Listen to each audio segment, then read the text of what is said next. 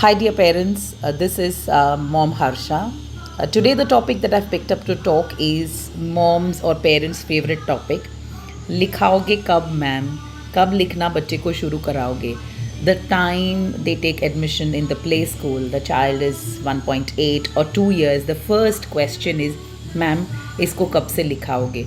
So let me put forward a few points why we should not hurry to give pencil to the child. So number one and very important thing is child's hands, fingers should be developed. Earlier when we were kids, this stimulation happened on its own because we got lot of opportunities for outdoor play. हम बाहर इतना खेलते थे, हमारे हाथ जो है वो इतनी सारी चीज़ें, इतने सारे टेक्सचर्स को छूते थे कि इनके जो मसल्स हैं वो डेवलप हो जाते थे.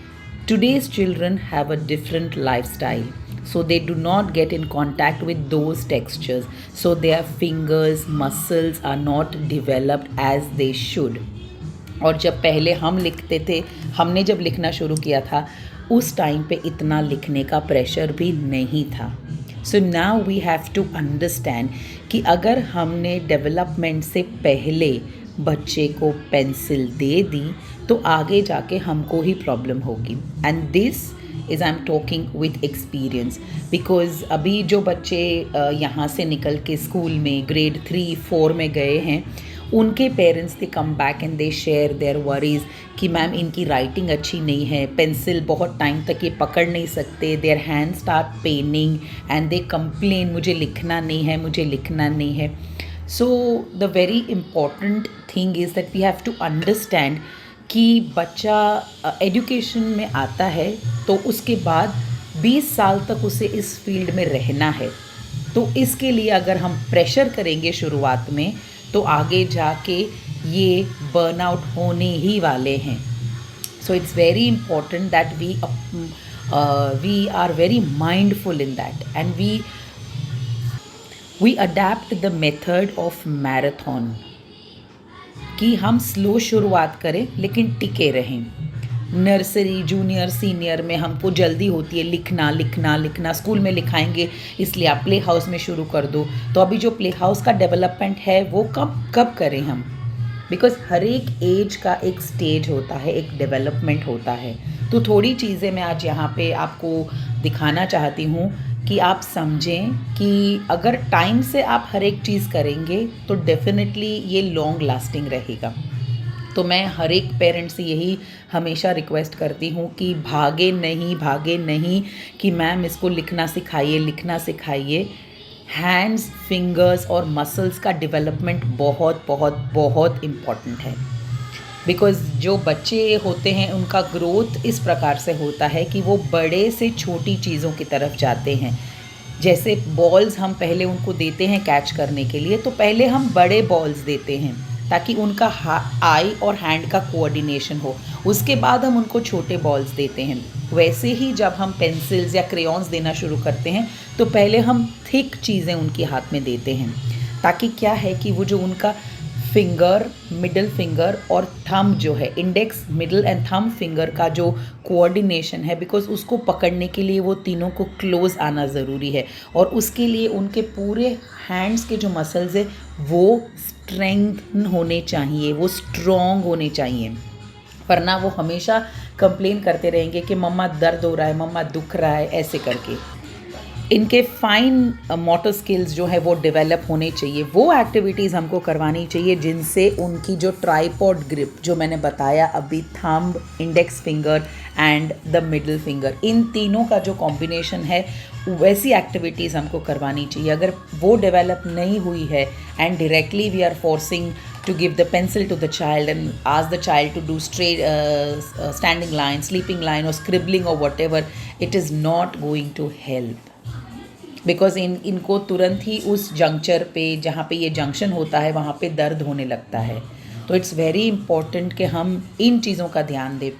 जब मैं फाइन मोटर की बात कर रही हूँ तब मैं ग्रॉस मोटर की भी बात करूँगी, बिकॉज़ अगर हमने बच्चों को इतनी अपॉर्चुनिटीज़ नहीं दी है आउटडोर प्ले की, जंपिंग की, बॉडी यूज़ करने की, लेग्स एंड हैंड्स यूज़ करने की, तो जब वो टेबल पे बैठते हैं और हाथ से लिखते हैं, पूरा बॉडी का जो प्रेशर है वो 3 चीज़ों पे आता है, middle finger, index finger and the thumb. तो वो जो पोस्चर है अगर वो स्ट्रॉन्ग नहीं होगा तो फिर वो ज़्यादा देर तक बैठ भी नहीं पाएंगे। तो आपने देखा होगा कि जब बच्चों को लिखाने बैठते हैं तो वो एक थोड़ा सा लिख के भाग जाते हैं, because their body is not supporting, because it is not that strong enough. तो जैसे मैं बोलती हूँ रफ़ एंड टफ बच्चा होगा ना जितना, अगर स्लो स्टार्ट होगा, चलो ठीक है नर्सरी में जितना सिलेबस है उतना नहीं कर पा रहा है बच्चा, don't worry at all. Development, physical development पे ज़्यादा ध्यान देना चाहिए। एक्टिविटीज़ करवाइए बच्चों को, जैसे आपने बड़े बीड्स ले लिए और लेसेस ले ली तो उनको थ्रेडिंग करवाइए। उससे क्या है कि उनकी जो फिंगर मसल्स हैं वो स्ट्रॉन्ग होते हैं। उनको आप जार्स दे दीजिए ओपन और क्लोज़ करने के लिए, बटन्स दे दीजिए। जो घर में चीज़ें अवेलेबल हैं वो ही आप उनसे करवाइए। आप देखेंगे कि उनका जो हैंड का जो प्रेशर है वो ऑटोमेटिक बढ़ता जाएगा एंड इवेंचुअली वो उनकी जो प्री राइटिंग स्किल्स हैं, लिखने से पहले एक प्री राइटिंग कॉन्सेप्ट होता है जो डेवलप करने का हम बिल्कुल टाइम देते ही नहीं हैं बच्चों को। तो जो फिंगर की एक्सरसाइज है, जैसे बच्चे अगर फ्लोर पे बैठ के खेल रहे हैं तो जो हाथ है वो ज़मीन को टच होना चाहिए। हम हमेशा कारपेट वगैरह सब रखते हैं, बच्चे नेचर से कनेक्ट हो ही नहीं पाते। We look forward for cleanliness but in that we let go so many things. तो थोड़ा सा ये सारी चीज़ें आप स्लेट और चॉक ले आइए, बेस्ट एक्टिविटी है, बिकॉज चॉक जो है वो थोड़ा सा थिक है। पेपर्स एंड क्रेयॉन्स ले आइए, क्रेयॉन्स भी थिक वाले, उनको सिर्फ स्क्रिबलिंग करने दीजिए और कुछ नहीं करना है, स्क्रिबलिंग करने दीजिए। तो उससे क्या है कि वो जो प्रेशर है वो ऑटोमेटिकली वो गेन करेंगे और वो प्रेशर बढ़ता जाएगा।